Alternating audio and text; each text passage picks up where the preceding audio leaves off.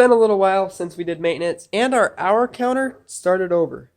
So we actually don't know how many hours it's been since we even did a lot of these things. And so we're going to just do them all now. As you can see, I've got a pretty decent list of things that I have already done. But next up is changing the inline fuel filter and the primary fuel filter. So I'm going to show you where those are. On the back of the skid loader, you're going to have to, one, open up this compartment, and two, remove the left side panel. Okay, so there's that panel that sits here. And that will let you see the inline fuel filter and the primary fuel filter. This fuel filter actually has a little spot that you can drain off water. So I'm not sure how many hours it tells you in between, but once in a while you need to open that up and drain out any water that may be collecting. And if there is a substantial amount of water, then it's probably a good idea to change the oil filters. If we look on here, shows us exactly and tells us exactly what we need to do. It says every 500 hours, or if there's a lot of black smoke. So depending on how it's running, if there's a ton of black smoke, probably means you need to change the fuel filters. Looking down here, we need to clean the area around the filter, which I've already done. And they get really tight. I don't know how they get so tight on there, since you're only supposed to put them on hand tight, but they're always really tight. So I actually did have to use a filter wrench, and I already broke that one loose. After you take it off, you're going to want to use a cloth to clean the gasket surfaces of the filter body, and then apply engine oil to that gasket on the top of there. Same as replacing most other types of filters. Then you're going to want to do not fill the filter with fuel before installation. That's kind of interesting. Turn filter on to body until the filter gasket makes contact with the filter body. Continue to tighten the filter with your hand for half to 3/4 of a turn. And obviously don't use a pipe wrench or whatever to tighten it all the way on.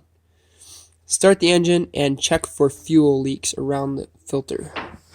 So that's probably something that I'll do as soon as I'm ready to back this thing out. And it says both filters, so we also have to change the inline fuel filter, which I showed you is here. So I think let's get to it. I think that we'll start with the inline. So here we have our brand new filter. Looks really nice. Kind of cool. Just noticed it's made in Israel. Kind of nice to support their economy. Anyway, here's the new one. You see the old one. First off, make note of which way it's pointing so that you don't accidentally put it in backwards. It has a flow indicator on here that tells you which way you need to put it on. But looks like the flow is coming up out of the tank that way. So I'm going to loosen it on this side first. It takes a 1/4 inch to loosen that. So let's go ahead and do that.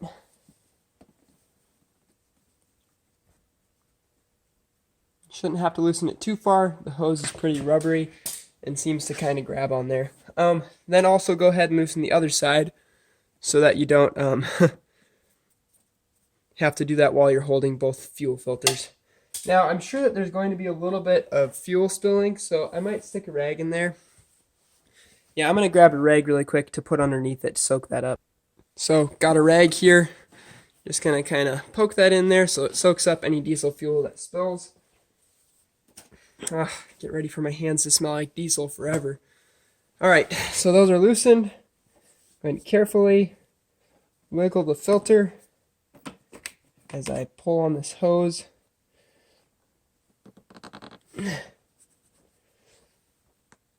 Wow, apparently it's actually pretty tight in there. We're going to loosen that a little bit more. I guess looking at this one, it's got like a nubbin on it to make a really safe seal. You really don't want fuel to be dumping around in your engine. Notice how we broke the air seal and the fuel has dumped back into the tank. Alright, so there's first side popped off. We can tip it up, dump the fuel, the rest of the fuel that's in there back into the tank. And now,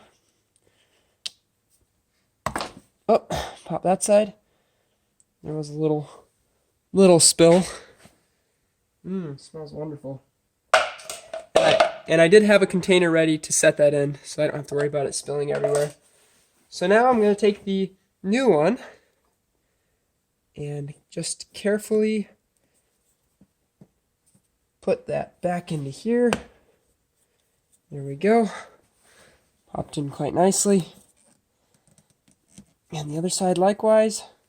Alright, so the inline is now in line, and all we got to do is tighten it. So we'll go ahead and do that now.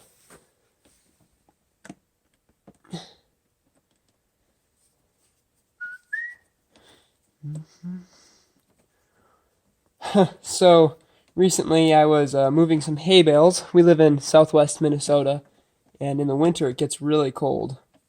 So started it up, didn't wait very long, went and moved the hay bales, and the skid loader was acting like there was no power. It was just bogging down. I was like, there is some sort of fuel issue. So upon further research into the matter, apparently your diesel fuel, if it gets cold, I'm sure a lot of you already don't know this, but there's paraffin wax suspended in the fuel, just like tiny little molecules of that. And paraffin wax is what candles are made out of. So like in your house, those candles that you buy that are scented, the main ingredient is paraffin wax. So when that gets cold, like below 30 degrees, it begins to re-solidify and fall out of solution, making the fuel cloudy, and it can plug up the filters temporarily until the fuel warms back up again. So I think that's what I had going on. That's why we ordered fuel filters, but it was also kind of due for a change. So if it's really cold out or you live in a cold state, you probably should check your manual. It probably tells you how much and what kind of fuel or fuel additive that you need to put into it to keep it from doing that. But just kind of thought that was kind of interesting. All right, so the inline is in line. We're going to go over to the other side now and hopefully get that other fuel filter put in without spilling too much diesel. Okay, so not the best angle on this, but you're just going to have to deal with it. Not too complicated here. So got a little bit of grease applied on this gasket so it's not going to get stuck. Ready for that. And I have a rag here to soak up any diesel that spills. We're going to go ahead and remove this thing. I think I mentioned earlier, I already loosened it a little bit, but boy, it's still kind of tight. Okay, so I just have my new filter ready. I don't want a lot of fuel to dump everywhere, but also have a container here to set the old one in as soon as I get this one out. So we're just going to back that out. There shouldn't be a whole lot of fuel, but I'm sure it'll be dripping. And I bet you know how this stuff smells. Okay, so there it is. Just a full cup of fuel. So I'm just going to carefully set that in my container. Try not to spill it everywhere. Wow, that's actually less than I expected, to be honest. Now, you want to take your rag and just make sure that the bottom of this whole plate is clean, because that is the sealing surface.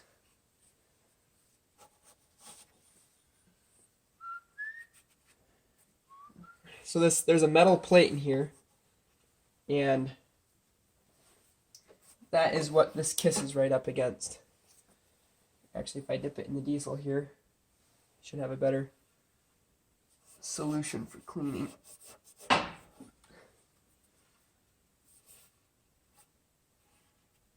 Okay, so that looks pretty good to me. I just want to make sure there's not any contaminants. Of course, the fuel filters will catch the dirt before it gets anywhere further, but might as well not have the dirt in there to begin with. Okay, so I think we're good there, and we're ready to tighten this on.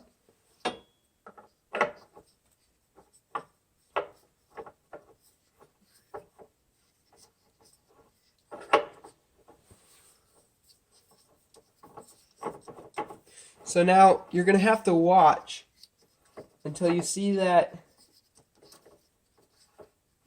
gasket touch up against the plate, which I'm seeing it touch up Okay, right there, now it's touching up against the plate, and from there, you're supposed to go either a half or 3/4 of a turn. I think we're going to shoot for 3/4, so I'm going to move that over to there.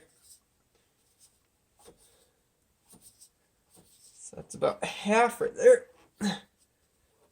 And right about there's 3/4. So that tight, no tighter. That's basically hand tight. I mean, as tight as you can get it with your hands. So that should be all. And then when you need to drain out the water, there's on the bottom of the filter this little plug. And when you turn that, it dumps out of that spout. So, I think that's pretty much it for replacing the filters. And I can move on to the next thing now. So anyway, I hope that this was helpful and that it helps you get this done quicker. Smells like diesel. So anyway, got to get back to it. Bye.